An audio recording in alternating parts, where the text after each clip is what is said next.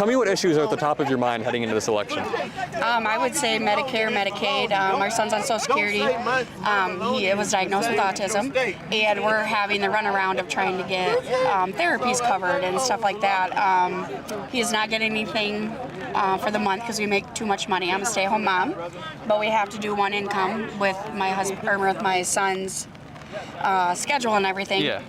So it's been kind of hard financially, and I'm trying to figure out, the education, the Social Security, all that is a loophole, and I wish it was better and not so hard to understand. I'm sorry about that. Yeah. Do you think the government should be able to provide at least a bare minimum level of medical care for people? To an extent, if you have a disability, yes.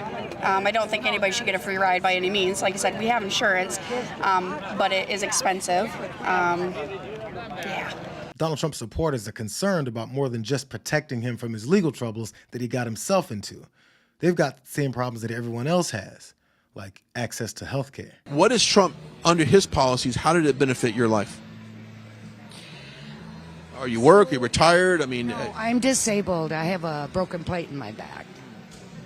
And it really bummed me because during COVID, I was supposed to get my third surgery and have it fixed. And when the doctor, a very big specialist, went to fix it, he said, "Where's your Medicaid?" I said, "What do you mean, where's my Medicaid?" "Well, they took my Medicaid." So I'm coming up here hoping I can get my surgery done. They're having to clarify that they're not looking for a handout, since the Republican Party has told them over and over again that they're not worthy enough to tax the top 1% and spend more on our health care. But Trump doesn't say that. He just lies to them. From the very beginning of this movement, I've made a promise to American seniors. I will always protect Medicare and Social Security. As president, that's exactly what I will do, and that's what I did when I was president. Well, they took my Medicaid. So I'm coming up here hoping I can get my surgery done. I protected it. Ron DeSanctimonious and Nikki Haley, on the other hand, both want to gut Social Security and Medicare. They want to take it away from our great seniors. DeSantis voted 3 times to raise the retirement age to 70. A lot of people don't know that. He wanted to gut Social Security. He wanted to raise the retirement age to 70. That's a big increase. And Nikki Haley says the retirement age at 65 is way too low. She wanted to go above 70. If Nikki Haley got away, most seniors would work their entire lives right up until the end and then not live long enough to receive the benefits they earned and paid for. To nominate them after their support for gutting Medicare and Social Security would be to kiss the election goodbye. It's good to hear that Trump wasn't like all the rest of those Republicans that made sure to push for cutting their supporters' Social Security and Medicare.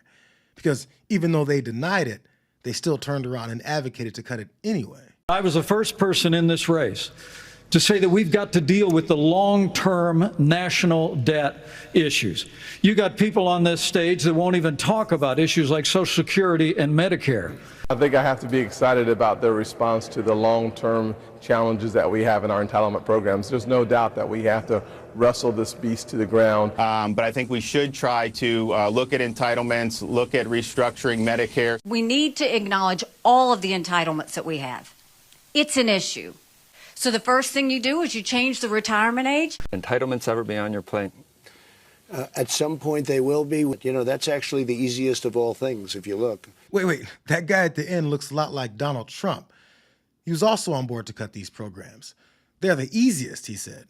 So who really knows where he stands? Because most of the time he says he won't, but when pressed to do it, he says he will in some form. Have you changed your outlook on how to handle entitlements, Social Security, Medicare, Medicaid, Mr. President? It seems like something has to be done, or else we're going to be stuck at 120% of debt to GDP forever.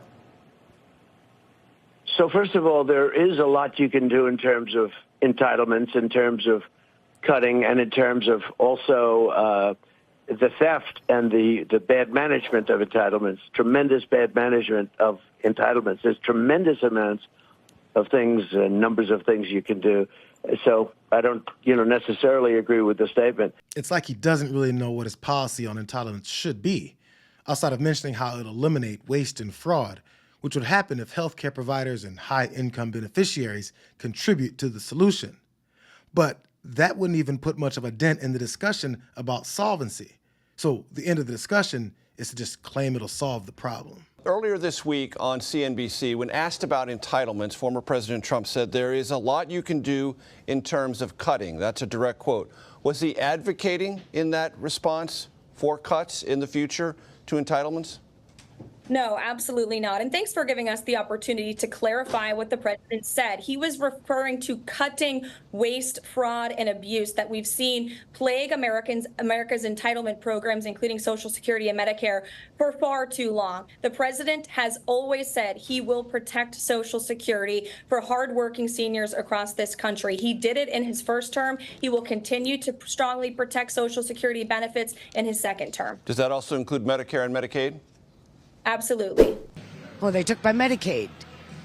So I'm coming up here hoping I can get my surgery done. Promises are being made that they don't seem to be able to keep, mostly because they're more focused on providing constant tax cuts for the richest individuals and corporations that have paid them to put regular Americans and their lives last.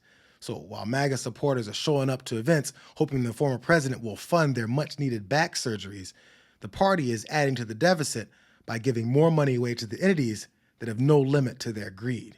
When these trade deals kick in, and when the economy is the best economy we've ever had, it's nothing compared to what it's going to be when the trade deals kick in. But if you don't cut something in entitlements, you'll never really deal with the debt. We'll be cutting, but we're also going to have growth like you've never had before.